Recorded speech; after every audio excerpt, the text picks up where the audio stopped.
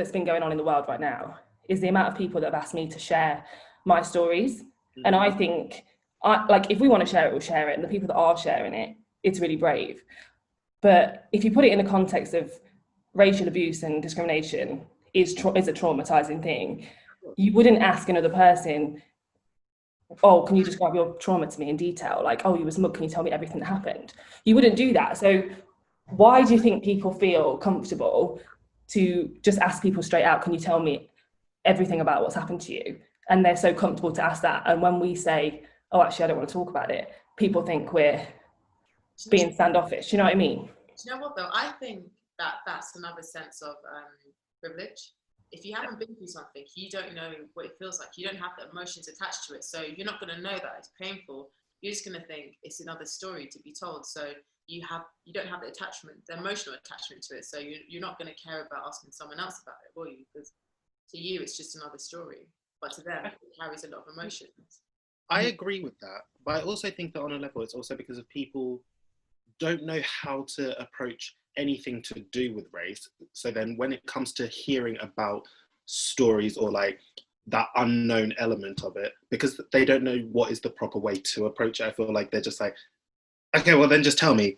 And I'm just like, no, because like you say, it is a trauma. There's always going to be an element of trauma that's attached to it. Even if the actual situation was really quite minor, the fact that you're having to think about it and process it, the fact that it is a trauma and it was a racially fueled trauma, is what I feel like people don't tend to understand if they can't associate the two if they've never had to experience it themselves. Yeah. Even me, actually, to be honest, my mum's always been really like offish about talking about her childhood when it comes to race, and I never even understood it before. I used to be like, why don't you tell me? And it's only now I'm older, and she's like, I don't want to keep going over what I had to go through walking to school. And every time I do, she's like, it brings up this. It's like when someone's been bullied, isn't it? When they start talking about it, all the emotions come up again, and it brings up anxieties that you don't want to bring up. And I think for me, I was always just like, oh, like, you know, do you want to talk about it? My mum would be like, no, I don't actually. Like, you know that this happened, and that should be enough. And yeah, I just think people don't they find it so hard to like empathize, whereas you don't have to be mugged to know that's a scary thing. So to say, oh, I can't understand what it's like for someone to like treat me differently because of the way I look, like, for me, I just think, why don't you get that? Do you know what I mean? Sometimes I'm a bit like, I think the sensitivity is in there too. Mm-hmm. Because, like, for instance, like, you know, you have like war veterans. They obviously go through PTSD, and they don't. If you were to ask them about their stories, some of them would not talk about them at all because it would bring back those traumatic memories. But I feel like, you know, we've kind of spoken about that. I mean, not as in depth as other topics, but that's been spoken about. You know, there's a whole day to remember in like war veterans and stuff. Whereas the whole like black and white and the racial issue, there hasn't really been like a formal acceptance of it, you know, like a worldwide thing where everyone's like, yeah, we know this is happening. It's just like a taboo thing, like the elephant in the room. Like, people know it's there, but there's no sensitivity to it, where, I don't know, they're just not thinking of it as an issue as such. It's like, we know it's there, but we don't really care. It's just a floating thing that's there. I feel like that's quite similar to and related to like how the whole Juneteenth movement isn't even recognised as an official Remembrance Day, when realistically, and even the people that do know about Juneteenth, they don't seem to know the correct information. They're like, oh, that's the day that slavery was abolished and every slave had walked free. Whereas it's actually like, no, that was the day that the last slaves were like allowed their freedom 2 years after freedom was officially granted. Do you know what I mean? So it's like, I think, like you just said, is that people don't want to acknowledge the struggle or the hurt that is attached to something. The fact that they are so reluctant to acknowledge it is the biggest problem of it. Yeah. Like, you know, when you attach that to, like, I'm trying to think how to phrase this because I can go down like a really deep hole, but you know, in the sense like where you think of like the NHS and like how maybe like black mothers fear giving birth to their kids because they're not taken as seriously. I think it's similar to that. We're not taken seriously enough, and the respect isn't there. So it's like, it's kind of like the boy who cried wolf. It's like, oh yeah, we know that's there, but it's not that serious, is it? Like, it's not that deep, is it? So why should we give you like, you know, an official holiday or what? Like, it's not that bad. Or maybe we don't demand like enough from it. You know, we don't make up enough noise about it to the point where we're demanding, no, we need this day, we deserve this day. Like, I don't know what it is, but you know, there's a difference between everything that's going on, I think.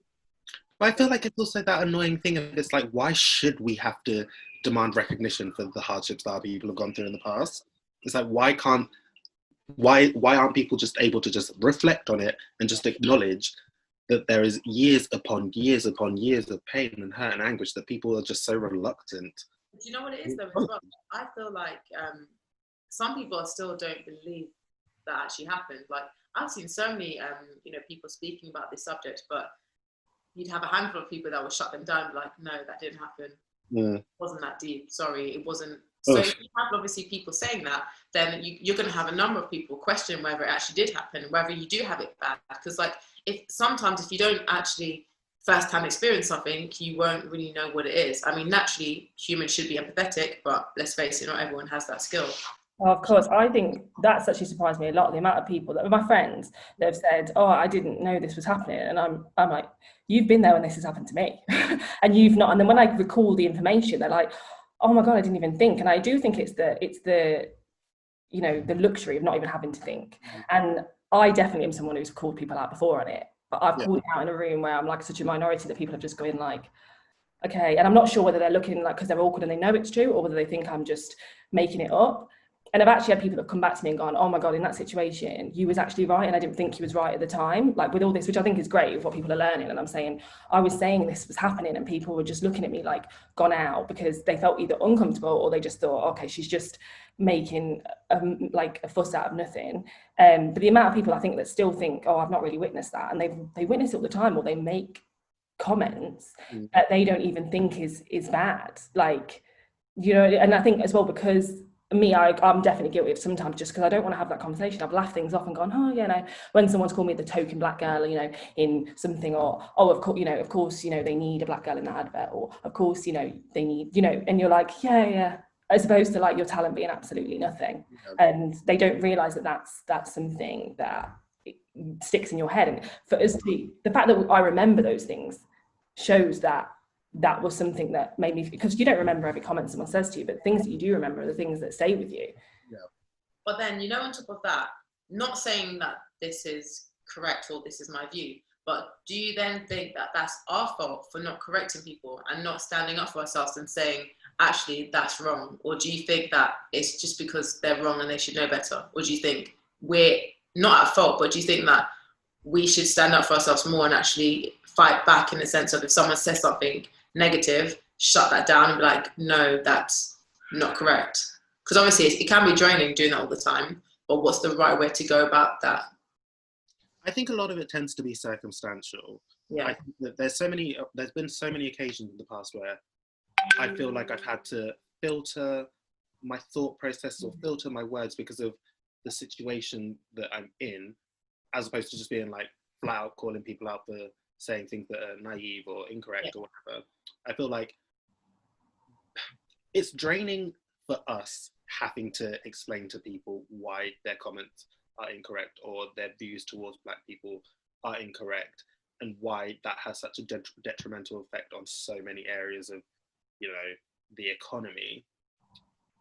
But I also just don't feel like it needs to be our individual responsibility to educate every single person. Like, why are people unable to understand that the things that they are saying are innately wrong without us having to call them out on it? Like, I understand that we do have an individual responsibility, and believe me, I cut out a lot of people when they try and anything. We know you do. Like, I am that person, I am that bitch, but at the same time, I'm just like, I shouldn't have to play everyday teacher for people to understand that they're wrong. Yeah, I agree. I think it's really on the individual, because I feel like, oh, and on the day and the time and how you're feeling. Like some days I'm like, you know, I'm ready to be like, absolutely not. And then other days I'm just like, okay, I'm just going to let it slide, because like we say, everyone's saying it. We're exhausted and we're exhausted saying it. I think for me, I feel that I prefer to say it in the moment. Sometimes I'm so caught off guard and I'm like, I wish I'd said something. But when I do, I think what I just hope is that if I'm in a room of, even if it's just 5 white girls and me, that one out of the 5 is gonna speak up for me. I think when you're having a conversation with one person, you know, the odds are that they might not know what you're talking about, but out of a room full of 5 people, not one of you understands what I'm saying. Like, so why isn't one of you saying something as well? I think for us to bring it to the forefront is what I believe is my responsibility, but then for somebody else in the room to then back me up is the responsibility of the white people that are letting this happen. Because that's why we don't speak up. The reason we don't speak up is because we spoke up so many times and everyone's just looked like I say, they give you that uncomfortable look. So you're like, okay, I'm not going to do it this time. So you get labelled as obviously aggressive. Yeah. Don't even, because I am so sick. Like, why are you so angry? Or like, fix your face. You look so angry. And I'm just like, hun, that's just my face. Like, that's my face. Okay, I'm not angry. I'm actually just thinking, what should I eat later? Do you know what I mean? Like, but I feel like people are just so quick to paint anyone of ethnicity, anyone of a minority as an aggressor in every situation. I'm just like, that's so toxic, because I'm just like, for example, we could have insert white person here saying the exact same thing, but then as soon as I say it in my 6 foot black muscly persona, everyone's all of a sudden going to have an issue with what I'm saying or the way in which I'm saying. Oh, it's your tone. It's not necessarily what you're saying, it's your tone. And I'm just like, well, you've decided to acknowledge my tone and receive it in whatever way is making you feel attacked. But the words in itself are what you should be paying attention to. Absolutely. This whole delivery, it's the delivery. Oh gosh, I get this all day, honestly, all the time. It's not what you said, it's the way you said it. And I'm like, excuse me, like, but what about what I said? Have you just completely disregarded that? You don't like the tone of my voice? Like, what do you want me to do about that? Like, this whole, you know, angry black girl thing is it's gonna get me off on a tangent, this. I see all the time, like, I have friends who don't feel comfortable in their workplace being their self because they feel like if they say the wrong thing at the wrong time, they're going to be looked at like, oh, she's one of those, like, aggressive. You know what I mean? Like, you can't be comfortable and actually stand up for yourself, like, in a workplace environment, just because you're fearful. And it's crazy because obviously you're the one that's fearful, but then everyone else is afraid of you when you're the one that's actually being attacked. Because think about it, you're the minority in the room. You're the only one who's different. So you shouldn't be fearful, but you're the one most likely to be fearful, but you're being judged and being seen as the person who's causing the fear. And it's crazy that you can actually look at a situation like that and think, wow, the one person in the room who's actually very different to everyone else is actually the one that's causing problems, when really you should look at the situation and think, wow, how do they feel? I wonder if they feel comfortable in the workplace, you know, that they're the one in like 10 people who are different. Like, I wonder if they feel like we're accepting them. Like, that's how naturally I would think people would think, but but they don't. Yeah. They absolutely don't. I don't understand why just because you're not black it doesn't hurt you. I don't have to see myself in you to be hurt. So why can't you have that human empathy of that's a human being? You know what it is though as well. Like, I think for so many years, like, I mean, from probably the existence of humans, black people have always been seen as something other than human. I mean, they were compared to animals in the beginning. I don't know if you've watched the program The 13th on Netflix. Yeah. And there was something interesting that they said in that where, you know, the criminal system, obviously, let me restart that. So obviously slavery existed and it became a thing where you're not allowed to have slaves. And obviously there are rules that were put in place where you couldn't have slaves. So they basically thought of another way to enslave humans, and that's, you know, the criminal system and arresting people and locking them up.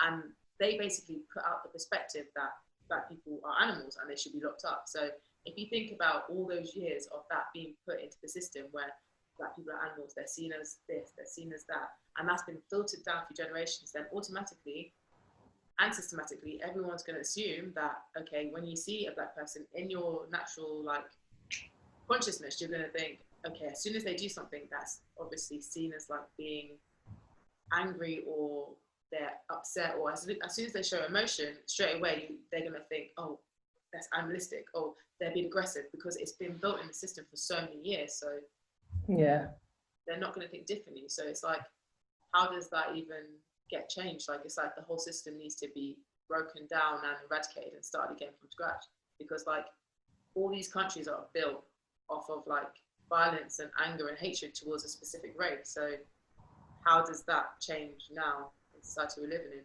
unless it's being like completely eradicated? Yeah, sure. Do you guys remember, just changing the subject a bit here, when you was either first exposed to racism or when you first was aware of your colour? Or have you always been aware? Like, as in, you've always been aware that you were different? Like, actually, maybe let me start with, when you went to school, was there loads of black people, or was you brought up around a big community? Like, you're funny. So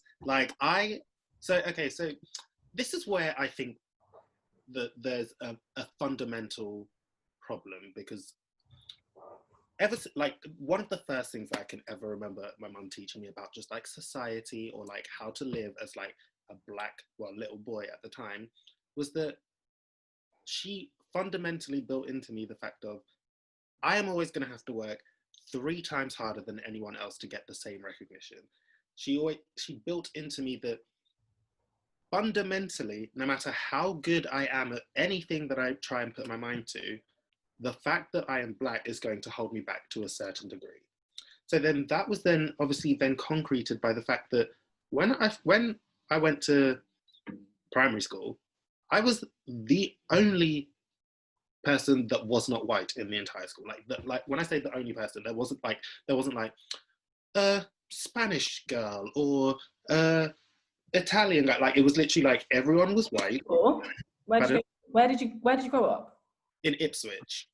Oh, okay. Yeah, there was no black people there. And then when I went to high school, my sister was obviously finishing up in high school, but she's older than me. So we were just the only 2 black people in the whole school for literally like 3 years of me joining Kesgrove High School. Like, we were the only black people. Obviously it like changed and developed over the years, but when you move to an area and you go to school and you feel like there is 0 representation of anyone that even resembles you, you're innately forced to acknowledge that you are different, and there is going to be some sort of, I don't want to say hierarchy, but there is going to be some sort of categorical issues that you're going to encounter over your time period. Yeah, of course. You know what I mean? Yeah. What about you, Sandy? Did you went to school in London, yeah? Yeah. I mean, for me, like, my school was predominantly Asian. Really? Yeah. Yeah. There weren't many. We had like, you know, like black students and stuff, but I would say, yeah, it was mainly Asian and white. So I'd say, I think growing up with siblings kind of helps massively, because, you know, there's other people that are like you, and that I did have friends who looked like me too, but that didn't stop, you know, people from being, you know, racist and making remarks and stuff. So I did have that, like, in primary school, and even going to like the local parks and stuff. Like, I think back then it wasn't as common to have like mixed race kids around. So like I did get, for me, like, the way I'd been brought up, I always understood, like, you know, who I was and like what my culture was. So I didn't like have that thing of like, oh wait, am I this, am I that? Like, my parents always kind of instilled that in me, so I knew where I came from. But it was only when other kids kind of like picked up on it, and they're like, oh, why is this like that? So why is your skin not as dark, but you have like bigger lips? Like, why is your nose wide? Like, what shouldn't it, like, it didn't make sense to them, you know, like, just, so I would have like ignorant, like, and racial comments. But for me, I guess going back home to love and stuff, I knew that I appreciate like where I came from. So I think that helps massively when, you know, you've got people around you who are similar and support you and love you. But there weren't loads of ignorant comments and stuff.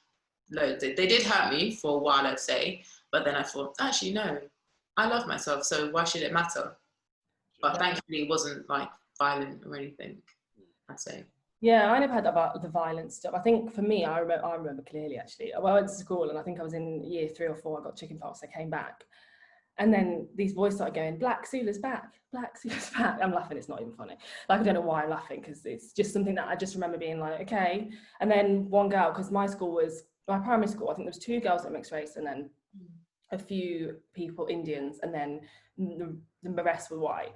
So I kind of at that point just didn't really even know her. And then this girl came over to me, this I think she was Indian, and she went, "They're being racist to you." And I was like, "What's racist?" I was like, "What does that mean?" So I went home to my mum and I was like, "Someone was being racist to me today." And she was like, okay.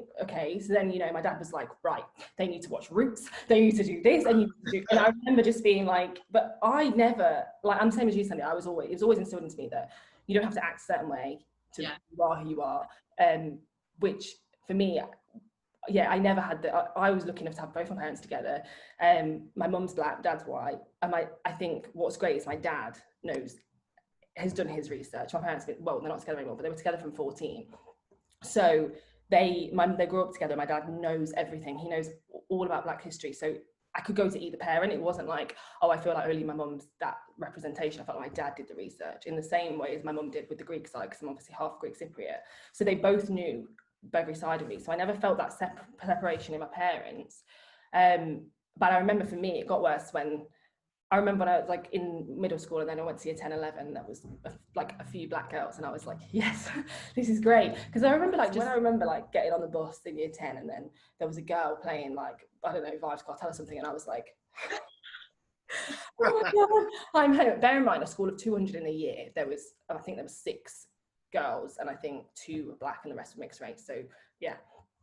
But I was like, oh my God. And the two girls that I stuck with were still best friends to this day. But I remember just being like, oh my God, I found people that I can just be completely myself around. Like, it wasn't so much, people made comments, but it was more about my hair. Like, my mum let me straighten my hair once, and they were like, why don't you do your hair like that every day? And it was just kind of, well, this, you know, I like braids, so this is the way I like my hair. And it was those sorts of I never got the really nasty comments. You're a bounty. I got that all day, every day. I don't know if you ever got that, but that was really, that was really hard. Oh, do you get the, yeah, I suppose anyone could be called a bounty, but I remember just my parents saying to me, you don't have to speak a certain way. You don't have to, you know, you're from Leicester, you have a Leicester accent. There's no point in sitting there trying to speak patois, because that's not where you're born. That's not the way you speak. Like, you don't have to conform, basically. Just, you know who you are. And I feel like I was really lucky to have parents like that. But it still hurts, doesn't it? Those comments, you're like... Well, like, the reason why I found the bounty comments so annoying is that people would like, I remember the first time I got called a bounty, and I was like, what? And they were like, because you're black on the outside and white on the inside. And I was just like, what do you actually mean by that? Because I am fully black. Like, both of my parents are black. I literally have no white in me. Yeah. So then for people to then be like, oh, because yeah, you're black, but you don't act black, or you don't sound black. And I'm just like, so what do black people sound like? Because there's no black people around here anyway. So how like, where did you get your information from as to how a black person should act or sound? Tell me what it is that you're expecting. Do you want me to speak in tongues? Do you want me to click for you? Like, I don't understand. Yeah. Do you know what I mean? I feel like there's so much, people are just naive. People are naive and they're ignorant, and they think that because they say things with a smile, that it's not offensive. And it's like, no, it's more offensive, because it's like you believe what you're saying, and you also think that it's a joke. And you think it's acceptable. Yeah. Don't like put the way people from the ghetto speak with the way you expect black people to speak, because that is automatically, there's nothing wrong with being from the ghetto. There's nothing wrong with it. But don't put that together and say, well, if you don't, you know, that's because that's what they expect. That's where they expect us to be from. And that's the damaging part. Ghetto, isn't it? Like, that's the thing, the association with black, meaning like you're straight away from the ghetto. No, because there are so many finely educated black people who have the best vocabulary ever, and they speak amazingly well. You know, doctors, like loads of people that just speak differently. And just because you're black doesn't mean you, like, there are some black people who can speak several different languages. And so when I was 18, I was going for a job interview, and we had to do a telephone interview before the face-to-face. So, like, telephone interview was absolutely fine, flew straight through, went to my face-to-face interview, and I turned up, and I was like, hi, I'm Michael. And the woman was like, oh. And I could see in the look on her face, I could instantly read what it was that she was thinking, which is, I didn't expect you to be black. But in my mind, I was like, I know that you're not going to say it, but I know that you want to say it. So try and say it and see what happens. So she was just like, okay. And I was like, you know, in my like shirt and blazer, like looking really cute, looking very academic, because Cute. it's an interview. Like, do you know what I mean? Like, you need to be appropriately presented for the job that you're trying to achieve. But it was as if she just really couldn't understand that the person that she had had this glowing telephone interview was now standing in front of her as a black man. Yeah. You know, and that's a problem. Does that go through your heads every time you go some? It goes through my head. Obviously, my name's very Greek, so no one ever expects me to look like this. It goes through my head. I already have that thing of people think, you know, the whole thing of, oh, she's a foreigner because her name's Greek or whatever. I already think that, and I think, okay, I've already got my foot through the door, and then I go again, and then I look like this, and they're like, oh, okay, I didn't expect you to look like that. Like, and it's just, you have that anxiety before you walk in anywhere, knowing that they don't know what you look like. Yeah. I have that like massively a lot of the time because my name's very English. Yeah. So on paper, obviously, and the thing is as well, I think, like you said about the whole like hair thing, for me, this was always an issue because like when you go to interviews, they'd be like, oh, can you, you know, we can't really have hair out when you'd see like everyone out there with their hair out, and it's like, do you mean you can't have this type of hair out, or is it like, do you know what I mean? It's just, it's just like the insulting like comments and stuff, and like, you know, like you said, going to a job interview and they see you and they're like, oh, you know, it's a bit wild, isn't it? And they use those kind of words like derogatory words. Why would you know? I'm like, don't be derogatory. Yeah, and it's like, the thing is, it's not like I'm like wearing my hair so it's sticking out like everywhere, you know, like deliberately styling it pointy and it like, no, I wash my hair and it's like this. So why can't I just wear it how it is when it's just washed? But I've had all sorts of comments at work, and which brings me to the fitness industry, which we're all in. We all work together. Was you guys aware before everything that's happening now that there's a race problem in the fitness industry? When I say like might be not the right way to word it, but there's a lack of representation. Yeah, I feel like there is ultimately a lack of representation, and the worst thing, in my opinion, is that I feel as though people have somehow become more acclimatized to seeing a black male in the fitness industry, but then the prospect of seeing a black female seems very confusing and hard for people to digest, and that's what I think is the problem. 100%. And I think definitely I'm talking full black here. I think we as mixed race people we're not represented enough, but we are more so than people of full black. And it's actually I think, to be honest, when we started Boom Cycle, I'll be honest, when I auditioned, I looked on the website and I saw you, Sandra, on there, and I saw like Fiona, I saw Sophia, and I was like, oh, they've got quite a few, I'm probably not going to get the job. And isn't that's horrible, but that's the thought process. I remember thinking, okay, I'm probably, they've got quite a few, so they're probably not going to have me, which is obviously not the case at all. We're really lucky to be in a company that doesn't have a problem in that regards, but in my personal experience. But I always look on the website because I'm like, before everywhere I auditioned, I checked, and I was in a situation before where I auditioned for somewhere, and I went and there was like 40 bikes in the room, and there was me and another mixed race girl, everyone else was white, and somebody said to me of that company, went, oh, there's your competition, because only one of you is going to get it. And I was like, and again, I honestly now look back, I wish I just left, I wish I walked out, but I was like, and that was in a room full of loads of people, and I was like, oh, okay, so, and I don't want to look at another black guy and go, I hope you don't get it, because otherwise I don't want to get it. I want her to get it, I want me to get it. But we're put in this position of like, that's a normal thing to say. Well, we can't have two mixed race girls on our books at the same time or on a website, you know, so just so you know, that's your only competition in the room. And I was just like, oh, okay. So I knew that was a thing. So everywhere else I went from there, that being the first place I auditioned, I was constantly like, oh my God, like there's not enough space for us, which is really sad, isn't it? It's so weird because even when you think about all of these like Instagram pages, for example, that shout out like different people's like fitness journeys and their fitness pages and what they're doing, when you scroll through, there's always a lack of representation even just there, and that's encompassing so many people, that's reaching so many people. That's not even just like one specific company that's like, these are the only people that we employ. This is a shout out page, like an open platform that can literally represent anyone. Yeah. But there's always such a lack of diversity on those kinds of pages. Even like, I feel like Instagram in general has a problem with like this idealistic sense of, you know, a white or adjacent person with this kind of body type is what is the idealistic with like perfection or whatever. And I feel like that is such an unhealthy way for people to feel as though they are lacking in themselves if they don't tick those criteria. Yeah, it needs to be, just in fitness, touching on it, there needs to be a wide, like everyone needs to look different. Everyone's going for a different reason. There are the customers that want to go and see a ripped trainer and, you know, perfect looking with a, that puts an eyebrow on. There are those people that want to do that. That puts an eyebrow because that ain't me, you know what I mean? But what I mean, I don't wash my hair from Monday to Friday until I finish teaching. So and everybody knows it.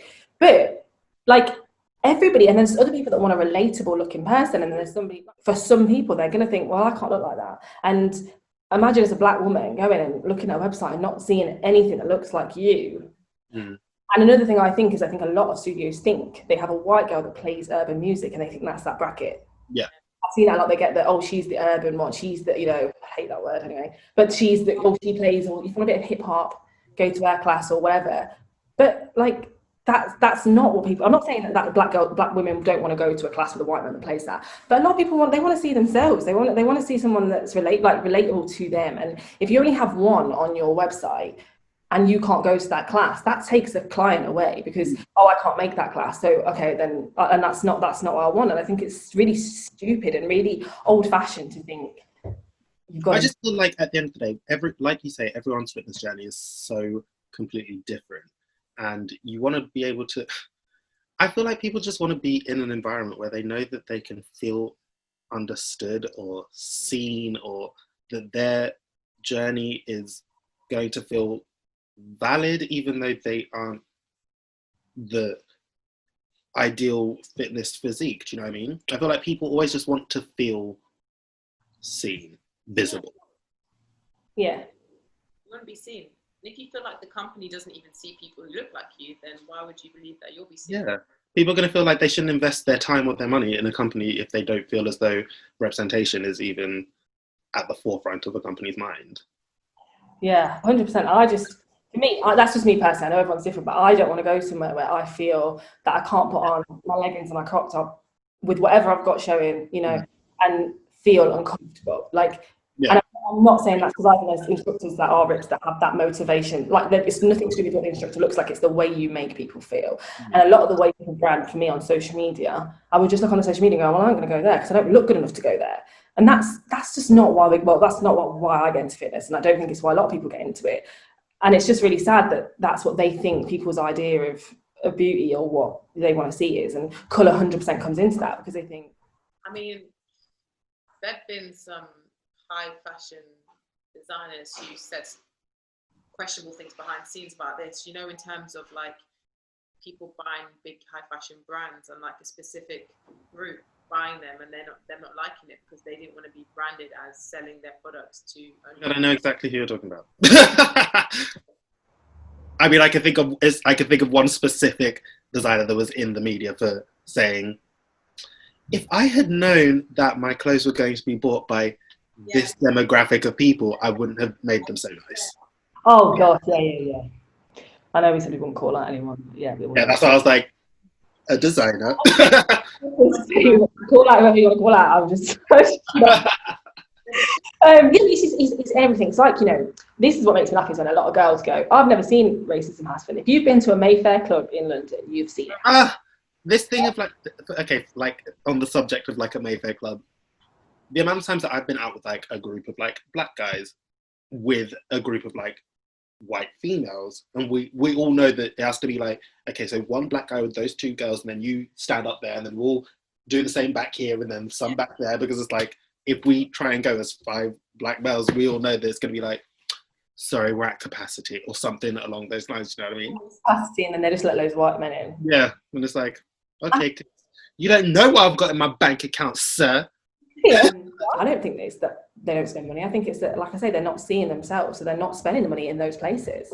Even in the sports brands, it's the same thing. Like, you know, when you look at Like obviously with us, we're instructors, so we're always looking for new gym wear and stuff.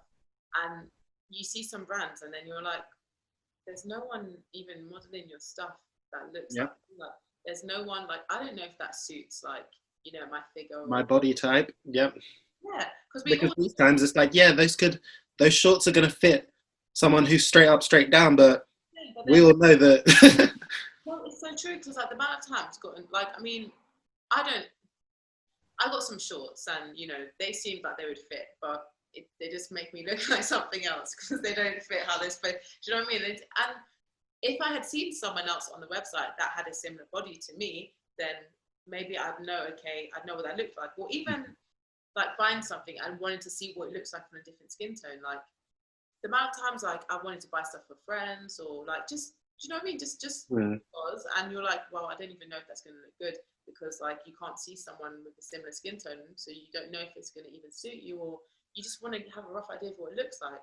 And then also not wanting to really invest money into a brand where you're like, well, you don't even have anyone that looks like me, so why should I buy it? Yeah, and it's not just gym stuff.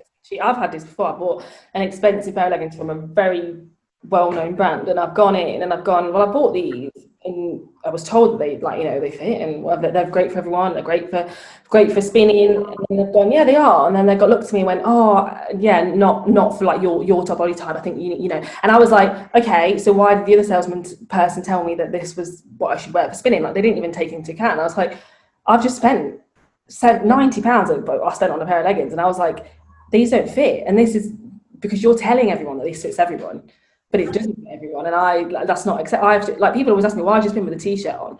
I'm like, because my backside's coming out in the mirror, because I've got a couple of pairs of leggings, and I always wear, I've got so many leggings, but I've got like my favorite 3 that don't ride down, so you know, if I'm in a crop top, I'm wearing my favorite pair of leggings. Otherwise, if they're dirty, I've got to wear a long top, because otherwise everyone's going to get surprised in the mirror behind.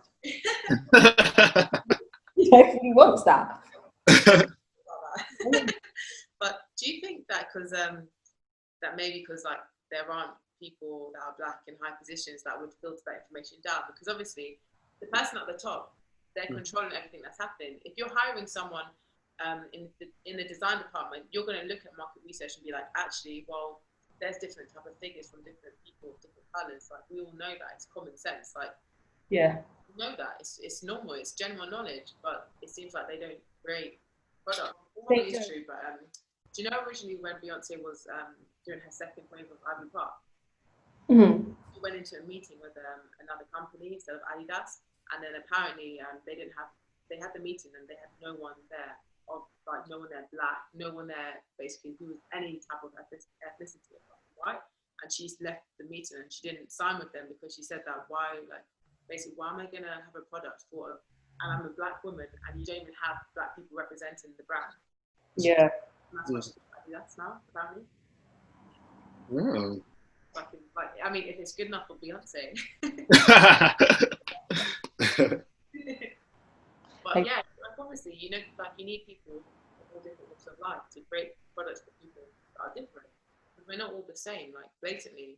And why is it acceptable to have like a board team of like 10 people and one of them be white, yet your products are selling to black people? Makes no sense, like at all.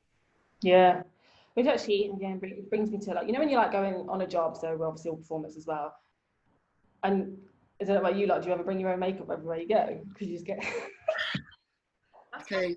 It's just become normal though. Like I hate, actually, when someone said to me that's a problem, I was like, no, because I ain't sure they're gonna have NC43. Like, so I need to make sure that I ain't looking pasty or ain't looking like they're putting a black face on me. That's one or the other.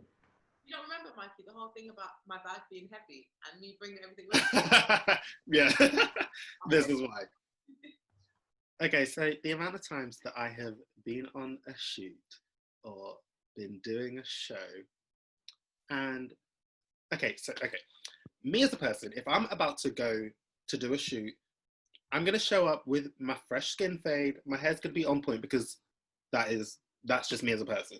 So the amount of times I turn up and they're like, okay, so go into hair and makeup, and then the stylist goes, yeah, do you know what? Your hair looks great. And I'm just like, that's not for you to benefit on.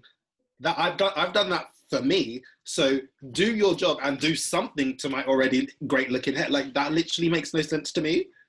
Yeah, Do you know what I mean? Or when they're like, okay, so I did a show, and they wanted all of the boys to have like a very 50s Gatsby style side parting slicked over to one side. So they did the 5 other boys, then they got to me and they went, we're just going to add some glitter to your hair. And I went, glitter? They're like, yeah, we'll put some glitter on and then hairspray it so it stays in. And that was my hair. Everyone had comb overs and I had glitter. Glitter, and it was rock solid. Oh. When you want to get it out, you need to just like try and like shake it before you get it wet, because otherwise the glitter's all going to stick together. Oh, yeah. I know, you know, you always go your hair fresh, and they're like, oh, that looks fab. I'm like, yeah, okay. Or they put grip in it. I can't get it to stay. Do you want to? Can you do it yourself? Do you mind? You want to just do it? I think you'll be more comfortable if you just do it yourself. And I'm like, okay, all right.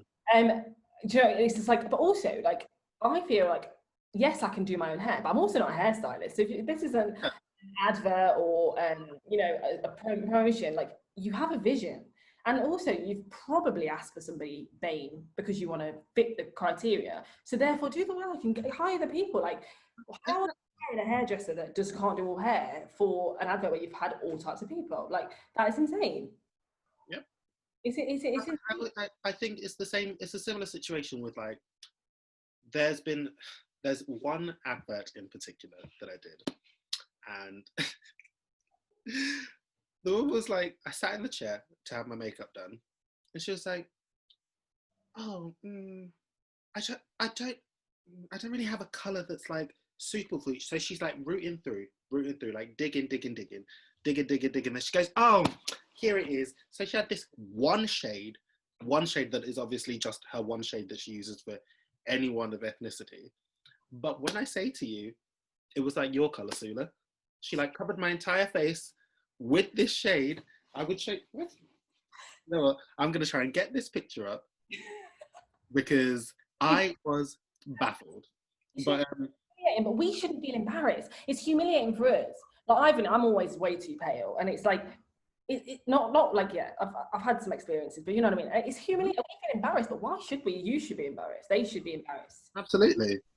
You know what is though as well? The worst thing is, like you said, when you show up and like, for instance, I have to obviously make sure my hair's all washed and properly like done, because I know there's going to be no products there that will be suitable for my hair, because Tresemme hairspray doesn't work in my hair. L'Oreal Garnet does not. It just doesn't work. So like, I remember going on a job and then like obviously kept my hair fresh and stuff, and then the thing that kills me is this. There you go, you're done. And then also the makeup as well. Like, I always get, because like I say, I'm probably on the paler side of like mixed race people, or like skin tone. So like, there's always that confusion of like, oh, what colour should we mix together to get your base properly sorted? And then I end up looking grey. And then I'm like, you've just basically tried to make me white when I'm not. Like, there's colour to my skin, so please let the colour show. And it's just great, because then you go on set and then you don't feel comfortable and confident, because you're like, everyone else got an hour spent on their hair. You didn't even, like, you know, there's some ends you can put some oil into or something to fix it up. They didn't even do that. So you feel like rough, and like, in comparison to the girl that's been sat there for 3 hours, been made up, and you're there with like, there, done, like a bit of concealer under your eye, and you feel horrible. A little bit of concealer. You know what I mean though? How can you perform to your best ability because you feel like you don't look the same as them, because they've been done up well and you've just been left there like how you basically woke up? And it's not cool. Okay, so I found the picture. Let me just turn my brightness up. I really hope you're going to be able to see this, because when I say I was so gooped at this makeup.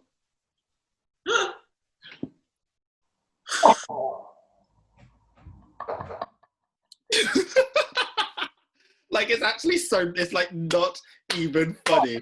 Not funny. It's laughable though. Like, it's. No, I can't.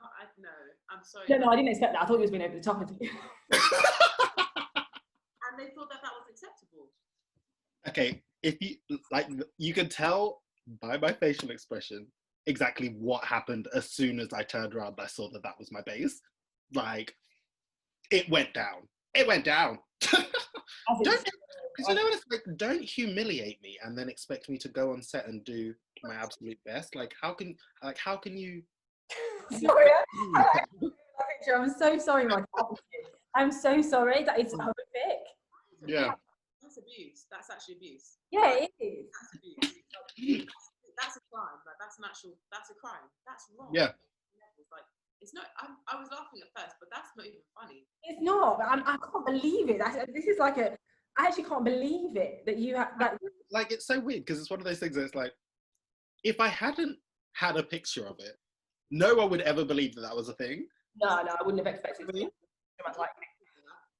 If you posted that, my gosh, that would go viral so quickly, and that makeup artist would be finished. Yeah, and also, like me, I bring my makeup everywhere, but why should I have to use my? Why should you have to use my MAC makeup that I've just paid money for? Like, why should I have to use it on set? Like, I just don't agree with that, like, at all. Because at the end of the day, you're the one that's then left out of pocket. Like, they've hired someone to do their makeup, but then you're having to use your own makeup to do their job for them. Like, what? Yeah, it's just. I went on set once, and like, I had the opposite of that, where it was basically pretty much blackface. Like, they made me darker. Like, they made me darker. They put like somewhere between like your skin tone and Mikey's skin tone, Soulla. They put on me, and then. Did they do your entire body? Because what? So I don't have a picture because obviously I didn't have my phone at the time, but it would have looked like the opposite of what your photo was. I remember saying to them, like, I phoned my agency and I was like, why did you not hire a black model? If you wanted a black model, why did you not hire that? Because you basically just added on like 5 shades onto my natural skin tone and made me look like an idiot. And I was like, I didn't do that shoot because I was like, hire a black model. Don't use someone lighter and then put color on them. Yeah. It was ridiculous. Like I couldn't believe that they were confidently painting my skin. Like, have you not? That's the thing. They're just so confident whilst they're doing it. Like, yeah, this is fine. Oh, babe, it's fine. No. Yeah, that's what the director wants. No, I don't know because straight away, once you speak up, you're the difficult one. The diva. No, but I think hopefully it's gonna change from now going forward. Last week's my agent, she was just like, this not acceptable, and you just. Like, I feel like now I feel a bit more comfortable to be like, hold up, no, I'm not doing that. Whereas I think maybe a couple of years ago, I would have just been like, I would have said something, but I probably wouldn't have walked away. But I think if you want to put the white face on me like they did you now, I'd just get up and go and be like, no, this is not. Obviously, I'd be like, this changes. I can't honestly, I'm baffled by that picture. Like, honestly, that has blown my mind. I wouldn't even know what to say. I would, like you said, would just walk away. And then I feel like the other thing that's also really annoying is that, and I feel like this shouldn't ever be the thought process after a good session. But it's like, I feel like I can always really account for the times where my makeup or my general styling experience has been particularly good. And that's always based off of feeling like they were prepared for me to be there. Yeah. Whereas it should just be like every time they're prepared for you. It shouldn't just be that you're like, oh, that was a really good time because they were prepared. Like, that's your job. Be prepared. Yeah, you've just said that perfectly. Because I say I'm always surprised when I don't have to get my makeup out, or I'm surprised that they're prepared. And I'm like, oh, that was brilliant. But that shouldn't. It goes without saying they should be prepared. And I think, yeah, you're right. That you hit the nail on the head there. We shouldn't be ecstatic because someone did our hair at a shoot where that should be done. Do you guys get worried before you go to a job because you're thinking, oh wait, I don't know what they're going to put in my hair. Oh gosh, I don't know if they're going to manage it, or I don't know what they're going to put on my skin. Like, yeah, every time. Or when you see like that they've hired like a black hairstylist, and you're like, I've never had that. I have this incredible hairstylist, and I don't know if you have this as well when you're in jobs. Like, you never get anything different done to your hair, like ever. Well, I never get my hair done, so. I was on a job. Yeah. I was on a job, and the job wasn't even for hair, and I had 5 to 6 different hair looks. Imagine my shock. I felt like Even I'm shocked hearing it. And he was like the best hairstylist I ever had. But then equally as well, I've had the worst, where I literally had a bald patch to the back of my head because of hairstylists not knowing how to do my hair. Yeah. Oh, good. And they didn't tell me. No, They didn't tell me until I got to like the usual lady I go to do my hair, And then she was like, oh, babe, like, you know, there's like a bald patch. And I was like, huh? What? And she was like, oh, you don't know? And I was like, no. And she was like, she had the mirror up. And I was like, are you joking? It was from the job that I was doing. And they were basically putting in like, you know, they put in those like elastic bands and stuff that just don't agree with our hair. Mm. Yeah, and it had been ripping out my hair. Now, don't worry. That's okay. That day, I refused for anyone who didn't know what they were doing. I was like, I don't care what they say. They're not doing my hair, because like when your hair goes bald, then what? They're not gonna hire you. They won't use you. So you have to look after yourself.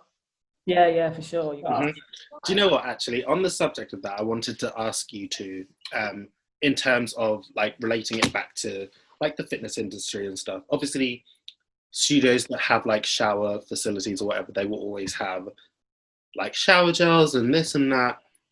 Do you feel as though like fitness boutiques or whatever could be more inclusive with the types of products that they provide within the changing rooms? Yes, and I can say it loud for everyone at the back. Yes. I remember I said this to you, like even going to like a hotel and being like, oh, what hair dryer do they have? Like, use it. Like even towels. Like I'm quite low maintenance, but my hair is just not. You know, some people think. No, honestly, because like I don't really use normal towels in my hair because it breaks it. So I have like a microfiber one, or just like a t-shirt or something. But products, it's something like a good maybe like a good natural oil or something to put in your hair, or like a cream. Like that's all I'm asking for, not like a full-on range of like products, you know, to like but at least have like a nice like oily serum, a nice like hair cream that you can put in while your hair's wet, like something at least, because like sometimes I'm like, great, no, I can't actually even shower from that place because what am I doing? See, on like a similar note, I went to was it F45 or was it Sweat It? One of the two. No, I think it was Sweat It.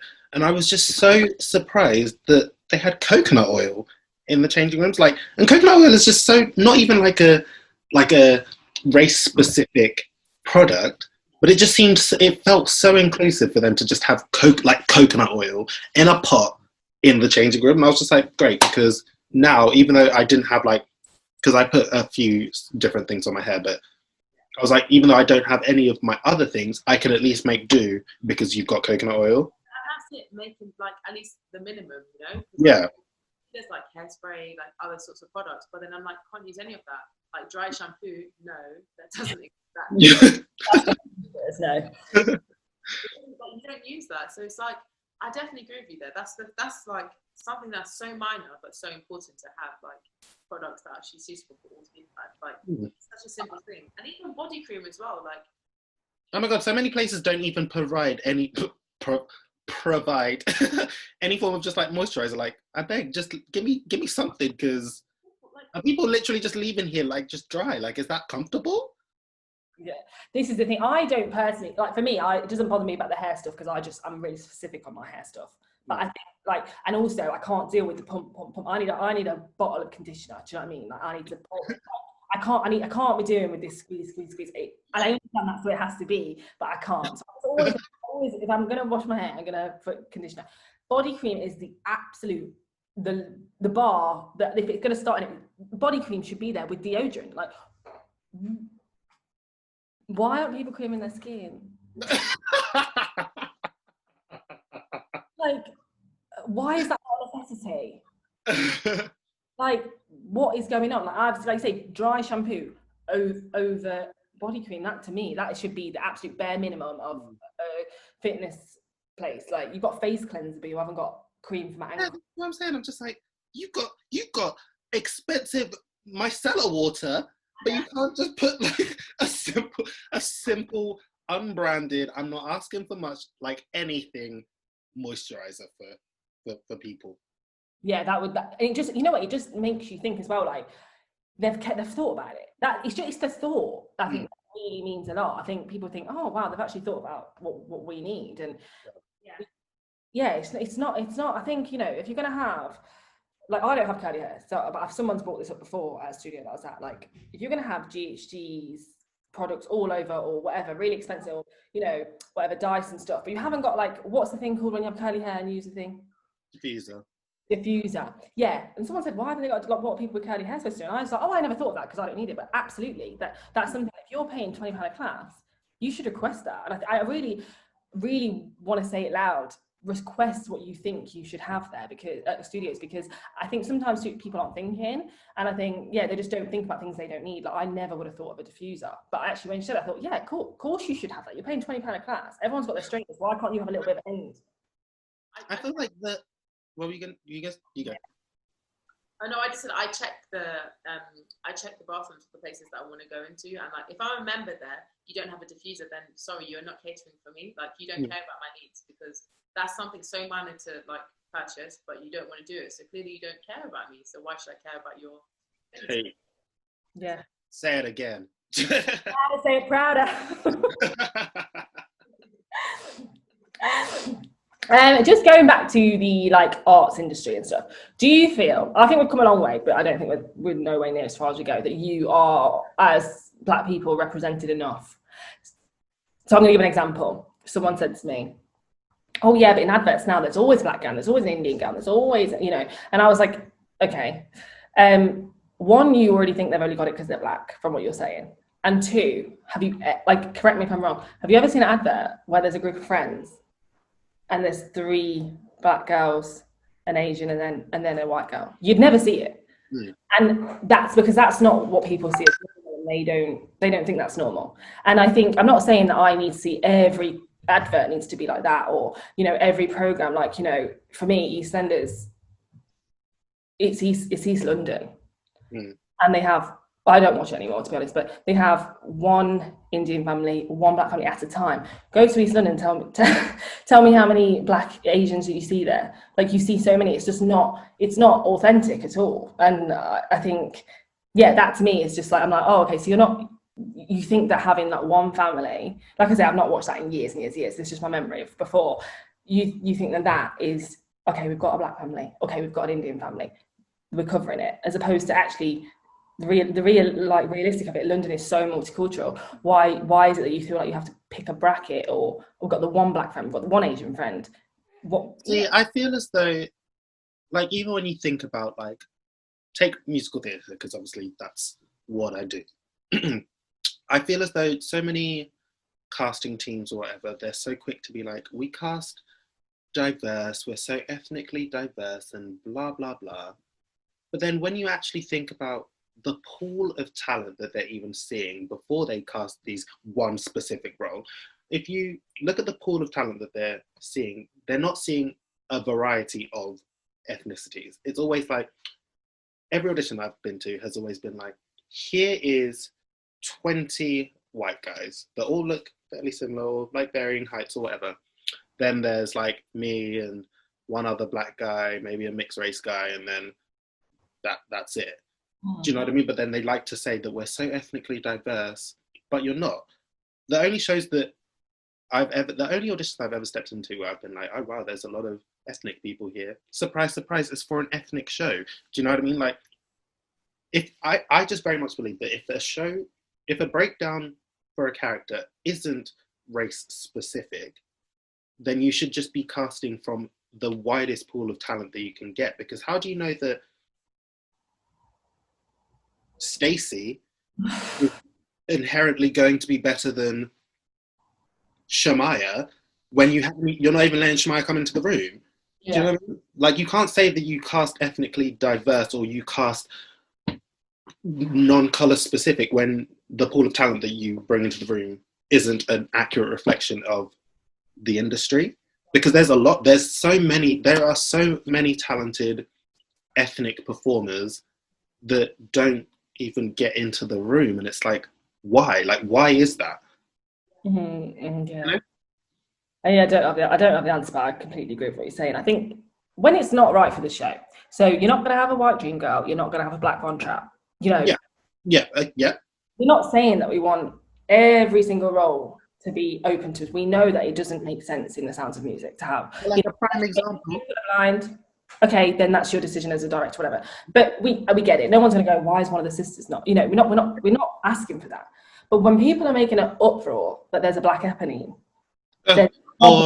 or the fact that there's been one black alphabet, the bitch is green. Like the bitch is painted green every day. Like what? So I know, but people will make it like, you know, we'll go to the Little Mermaid thing. Well, that's not real. It's based off a cartoon, and you're so angry that there's going to be a black Little Mermaid. Like, why are you so triggered? Yeah, why? Yeah, exactly. It's not relevant. Like you say, it's not relevant. We're not going to have a black Snow White. We're not asking for that. Do you know what I mean? We're not no black. We're not asking to take what is not, like that's not for us. Like you know, like Mulan is not for you. Do you know what I mean? Like it's respected to the story. However, like Little Mermaid is Little Mermaid, and people have just so much to say. And I thought, sorry, I just remembered something that I saw, and it was so infuriating, but all I could do was laugh because I was just like, oh my god, you're a fucking moron. So when all of the Black Little Mermaid uproar was happening, someone's status was, how can they have a Black Little Mermaid? Black people can't swim. And when I say I was mortified, and I was like, wow, this is the world that we're living in, you know. I know. It really gets me because I'm not a strong swimmer. Okay. This really gets to me. Oh, so I can't swim very well. My mum took me to lessons. I hated it. I screamed. I shouted. So when people say to me, "Oh, of course you can't swim," I'm like, well, my sister's a strong swimmer. She did it competitively. My brother's a strong swimmer. I just can't swim. So stop coming for me. Also rude. It's like, do you know what I mean? It's so rude. I honestly, I'm gonna lose it. Someone else say something. But this is the thing, because like I can swim. My thing is that I just don't really like it. Do you know what I mean? Like I'm very much afraid of like the ocean because there is so much of it and you don't know what's in there. So that's my reason. I will just splish splash up until like nipple height, and then I'm like, okay, this is you're in danger, girl. Like Sandy, can you swim? No, I'm not good. I'm not a strong swimmer either. We're really not helping stereotype here, are we? No, I feel the same way as you. Like my feet aren't. I don't know what's in there. Like I don't know. Water's therapeutic when you know you can see the bottom. When it's black underneath and it's dark blue, dark navy, and you don't see anything, if I'm lost, no one will find me. I'll sit like no. Yeah. I like a swimming pool. Yeah. Like, do you know what? This is the fishes' place. This is for the dolphins. It's for sure. Let them have it. When people are like, oh my god, there's fishes, I'm like, literally, like everyone's like, oh my god, look at the fishes going through my. I'm like, oh my god, get me out. Like, Sandy, what did in terms of like like what is your opinion on like say black or ethnically owned or designed fashion? Because I feel like there's a gap in the market in terms of like high-end fashion. I feel like people very much associate high-end fashion with like very much being a predominantly dominated by like white designer industry. So like what's your opinion, both of you? Like what do you think?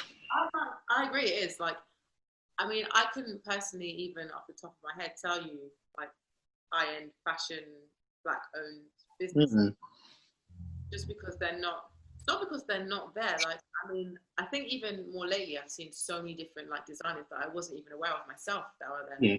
But they're just not. They're not put in the big publications. Like they're not in like the Vogue magazines, the Elle magazines. They're not, you know, on London Fashion Week. They're not there as much. So like, the same thing you said before about quota being filled. Like I feel like you can only have a certain percentage of the diverse section of the show. Like you can't have like a predominantly like a 60% black owned like high fashion and then 40% every other like brand. I feel like it's just not there. It's like you get that one token like person that gets in, like luckily get in and their stuff shown, but I feel like it's not displayed as widely, I guess, because the people who own these big like corporations, these big like magazines and stuff and publicity places, they're all white, so they're not gonna show off new talent and stuff. Like that's why. Well, that's very much like even like this. Obviously, the Vogue challenge that was going around on Instagram all stemmed from, and this is why I found it quite annoying, is that I felt like people were hopping on the trend without actually understanding how the challenge came to be about. And obviously, it's because Anna Wintour had made that statement. Obviously, I'm paraphrasing, but she was basically saying that she couldn't understand what more she could do in order to help the amount of like black representation or diversity within Vogue magazine. Mm-hmm. So that's obviously why people started this Vogue cover challenge, but then it swiftly just got hijacked by like everyone else who you can already find plastered all over Vogue, and it was just like you're not taking the time to understand what the issue is. Wow. You're just wanting to hop on the trend. Yeah, it's very frustrating because you know in the fashion industry, black people aren't represented well, like at all. Because like I've known when I've gone to jobs and like I know, for instance, if they've already hired someone who's like black or mixed race or anyone who's brown, yeah, I don't have a chance. Like I remember being in a show and like I knew that because I had the job, they weren't hiring anyone else. Like I was the only one in the whole show that was of any sort of color, and I'm not even, you know, I'm quite fair. So for me, it's like you've literally put in one person, and I knew they only specifically picked me was because I had a bit of Eurocentric features to me, and it's frustrating because you think, how can you have 20 people in the show? Yeah, you pick one person, and the one person you were reluctant to pick was someone who has probably, you know, they're still half white. Like, so you're still beating the system, but there should be more people involved. But the fashion industry is, they've changed a little bit in terms of, you know, adding, you know, using black models, but they're still way behind. Because like, look, if you look at big fashion shows like, you know, like Prada and like those sort of brands, like they don't ever rarely even use black models on their runways. Like it's like every so often when something big happens and they'll use one to like open their show, but then that's it. And it's just, I don't know, I just think, how are you allowed to just go on like that? Because even going to castings and jobs, like I know, like for a fact, like you'll pit against each other. Like you know that it's one of us. It's not two of us.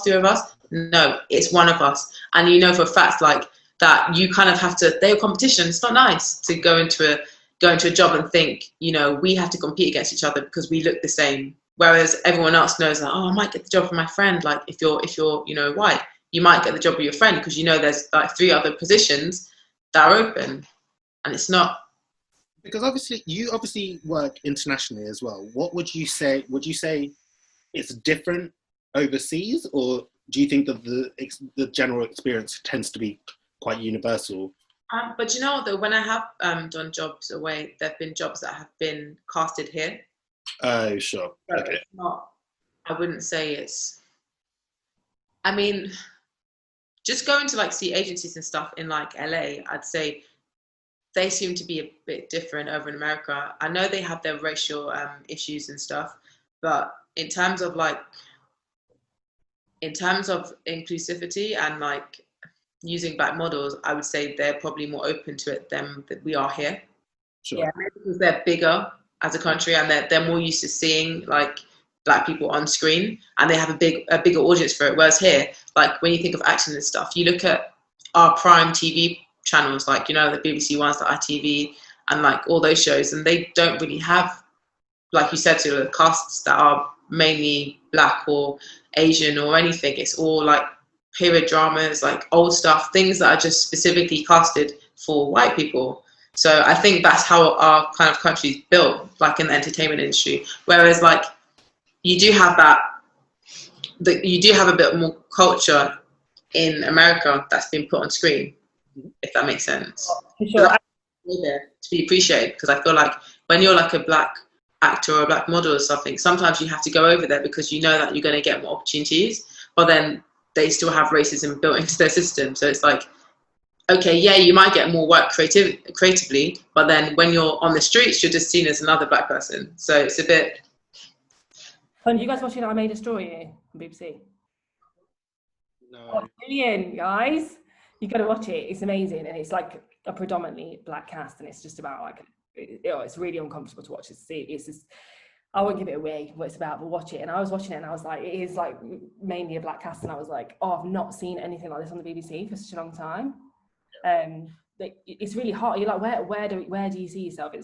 I don't see myself. I don't know about you, Mikey. What do you think? I feel like it's, I don't know, I feel like it's a difficult one, especially because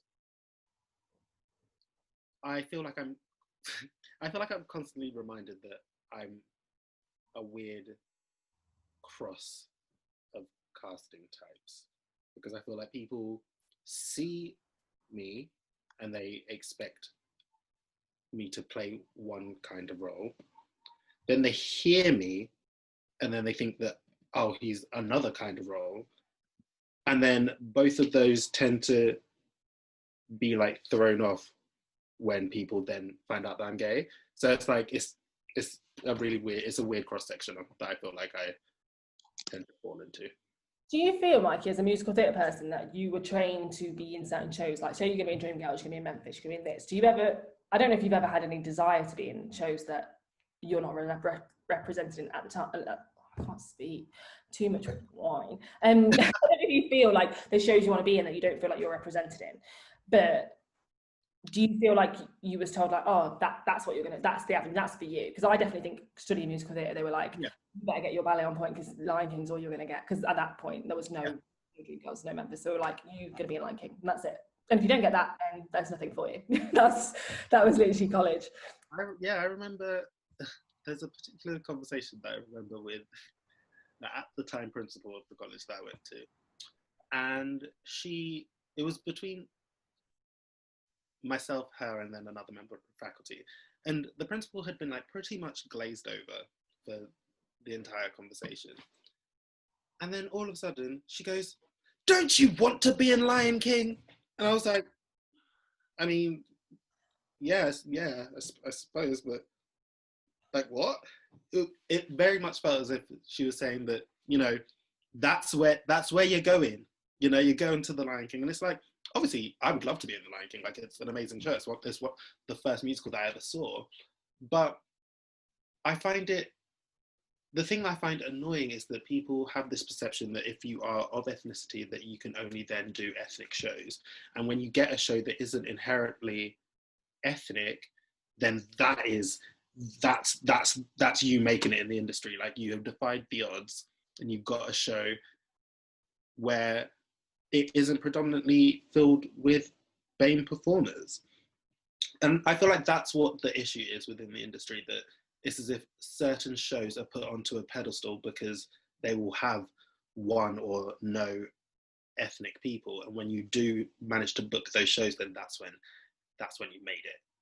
Yeah, I think that's a really warped perception to have, because I just think that if you book a job, any job, that's an achievement. You should feel very proud of it, and you shouldn't feel as though your effort or your talent is being diminished because people think that you've only got that show because you're ethnic, or that show doesn't necessarily matter as much because it's a predominantly ethnic show, or that show is only relevant to you because there is ethnic representation. I think that people just love to diminish people's hard work and people's talent and people's drive, and the industry is so ruthless. I feel like it's just so unfair to have your effort and your plight diminished by someone else. Like, do you know what I mean? And it's like you're basically, you don't know all ethnic shows, so you're like the best of the blacks, but you're not in the industry because that's not a fault of yours, because you've not had the opportunity. Like you say, half the time you don't get in the room. Exactly. And then when you do get there and you do get it, still people think, and I don't like, people definitely think this, they go, well, they can't, it's like times are moving on, so they need a black person in the show now, so that's probably why I got it. It's the quota. Yes, exactly. I don't know if you feel like that with, do you ever feel like that with modelling, Sandy? Like, okay, they needed to fill that gap, so that's that. Yeah, all the time. Absolutely all the time. That's how it is. Like, you're just there to fill the gap, because even when it comes to mood boards, something so simple. So I remember I was on a job and they had a mood board for like the look and the hair and stuff. The hair look was basically someone who was white with straight hair, and I was like, how? Like, the hairstylist, like, she gave it to me, she was laughing, she was like, this is what they want for your hair. And I was like, how is that even possible? Like, her hair type is completely different. You can tell they've made no effort into researching, like, I don't know, someone who's actually got a different type of hair.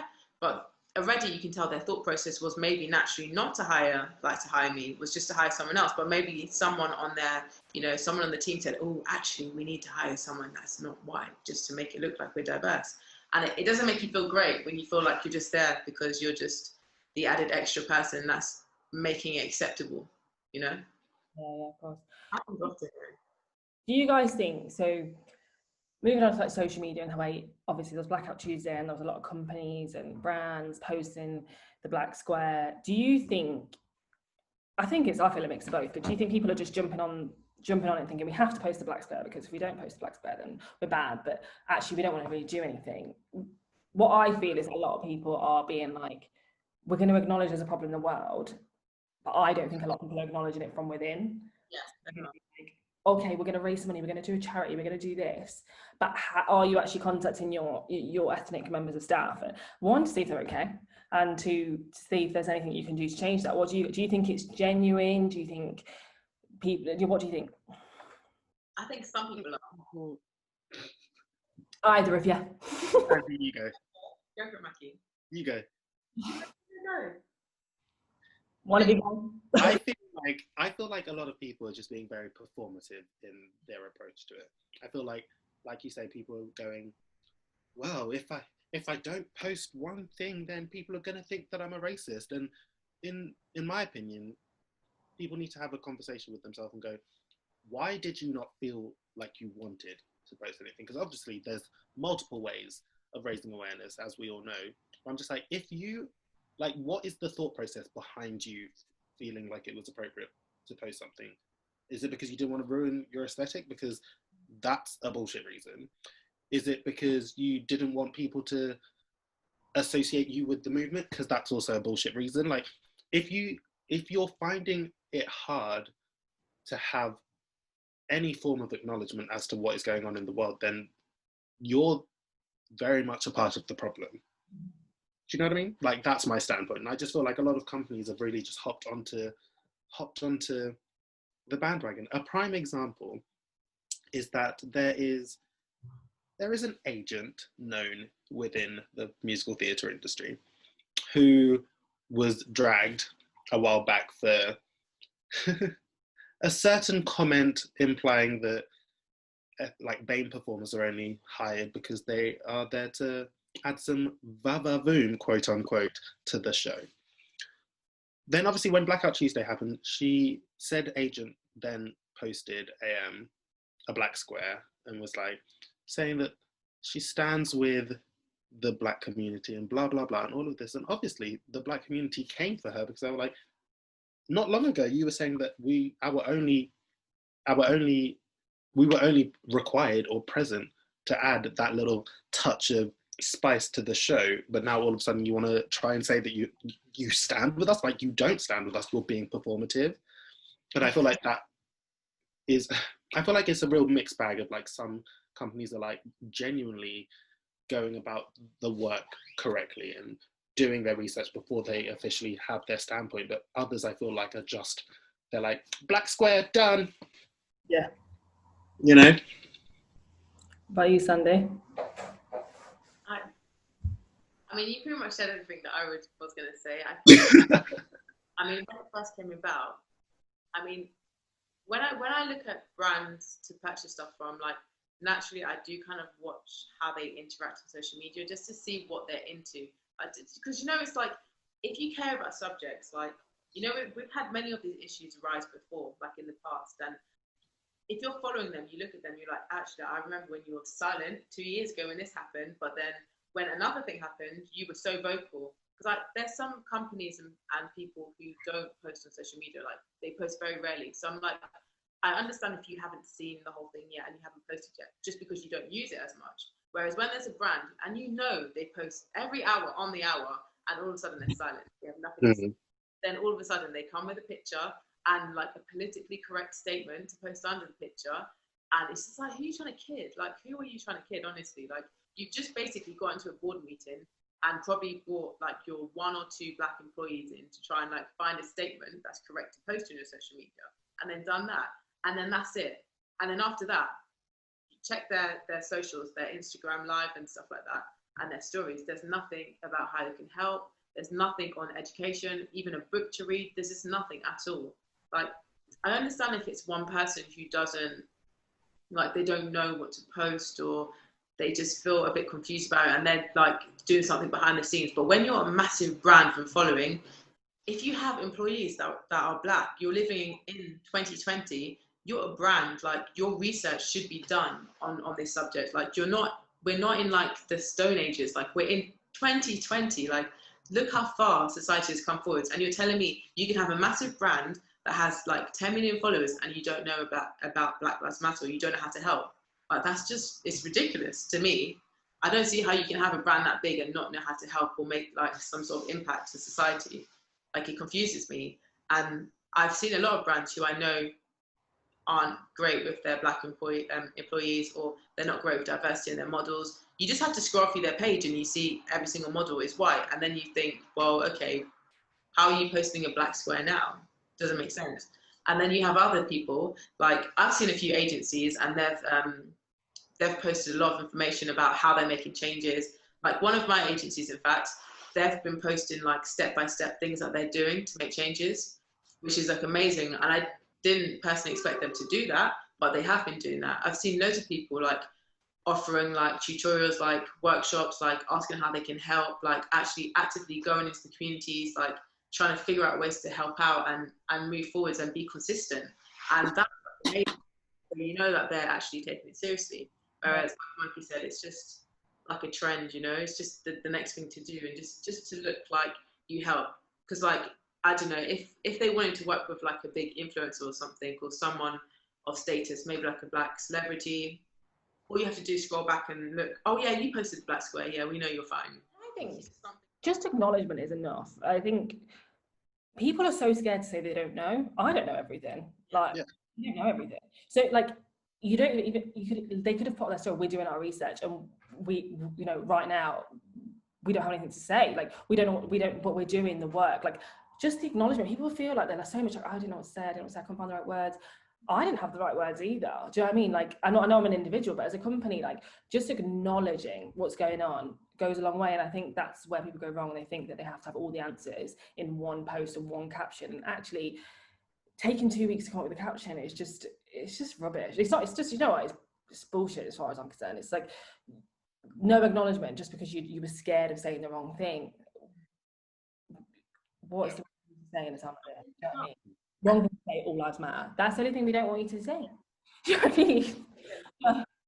But you know why it's like crazy? Because like, if that was, God forbid, but if that were like one of your family members who got killed by police brutality, damn straight you'd be on social media talking about it. Like, you making a stand or saying something. But because it's not someone who doesn't look like you don't know what to say. Like, the same way, I don't know, you know, sometimes you have like a work thing, or someone at work have one of their family members have passed away, or something sad has happened, and then you say the minimum, like, I'm sorry, like, condolences to your family. But that's something so minimum that you do to show basic human empathy. I don't understand why this is any different. It's I agree. Being empathetic, you, like, everyone knows what it's like to lose something in their life, like whether it's not a person, it's something. So what do? You just stand there and say, sorry, I don't really have, I don't know, like, just nothing. Then that means you're not seeing black people as human, because you don't have empathy towards that subject, and it doesn't make sense. For sure. What do you like from everything that's going on now?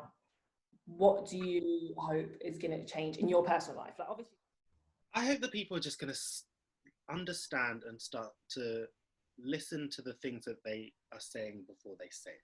Do you know what I mean? I'm sick of people saying things like, I'm not racist, but I'm not trying to be offensive, but like, just because you say I'm not trying to be offensive doesn't stop what you're saying being offensive. Like, I just hope that people are just generally going to get a better sense of awareness of, one, the impact of your words, and two, just think before you fucking speak. Like, it's really not that difficult. it's not. I think everything for me is about, you have to practice it. You know, like 10 years ago, saying that's gay, that was fine. Like people didn't, that would, I remember being first told, like, you can't say that anymore. And I was like, okay, I won't say that anymore. And I thought before I spoke, it's in your vocabulary to just say it. And it is something you have to work at it. Like, you know, and even like gay people said they used to say it as well. Like, and then it's like, why are we saying this? This isn't okay. Yeah. You have to do the work. You can't just expect that, oh, it's going to change tomorrow. Okay, you told me so I'm not going to do it anymore. You have to consciously, it has to be a conscious thought every single day. You know, if you've got something in your vocabulary or thoughts that go through your head, you have to be conscious of those and go, no, that's hurt somebody. And what I've heard a lot is, oh, I can say that in front of that black person, but I can't say it in front of that black person.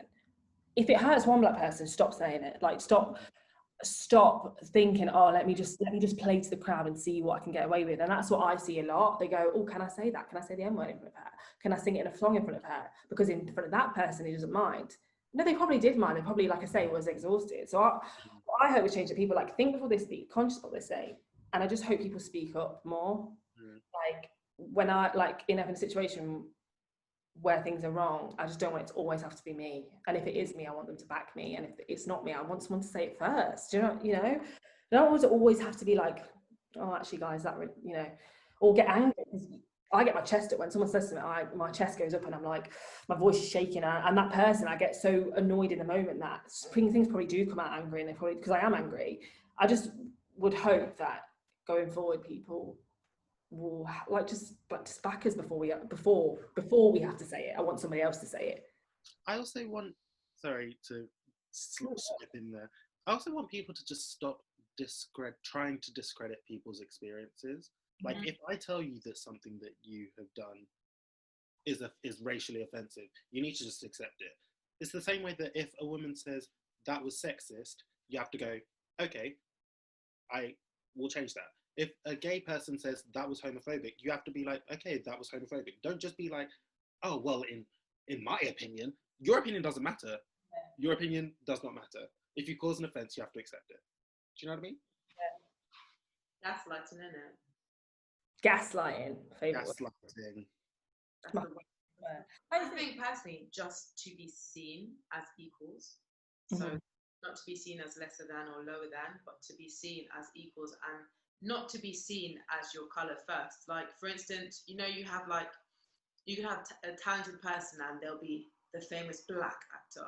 They'll be the famous black singer. Like, why can't they just be the famous, talented, amazing singer? Like, why can't they just be that? Why is it that you have to be, like, you have to put black just before it, just so that we know, like, oh, they're not just talented, no, but they're black. Like, it's like a thing where you just have to see that first. And that's the thing that separates, you know, going for a job, and like, it's like there's two separate parts of it. It's like, we have the quota, that's like the 2% part that we have to fill. Then we have the other percent part we have to fill. Why can't it all just be 100? Like, that's the thing. Being treated as equal, where the most talented person gets it. You know, they get the role. The most like educated person for the role, the person who fits the role, gets it because they were right for it, not because their color was seen first, or they had to fill the quota because they were ethnic, or they didn't want to hire a black person. No, if you're the best person for the job, then pick that. Like, you know, people being more open-minded as well, and actually making an effort. You know, it all comes out to effort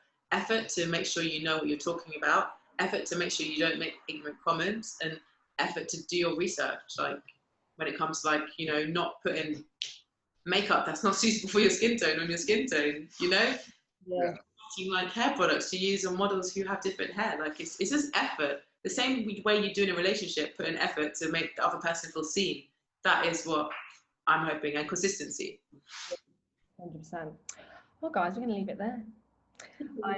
We've been speaking 2 hours. Jeez. Oh my God. 8 minutes. But yeah, no, thank you for, I could talk about this for hours and hours and hours, we can continue. But, thank you for coming on and speaking to me about it. And yeah, honestly, if this helps a few people to see things a little bit different, I think that loads of people think they need to help the masses. And I've not got a following, I've not got this. You can help the people in your living room, in your house, in your family. And I think hearing experiences and people just looking at it from a human point of view, it just helps. So, Sandy, Michael Afemaré, out, guys.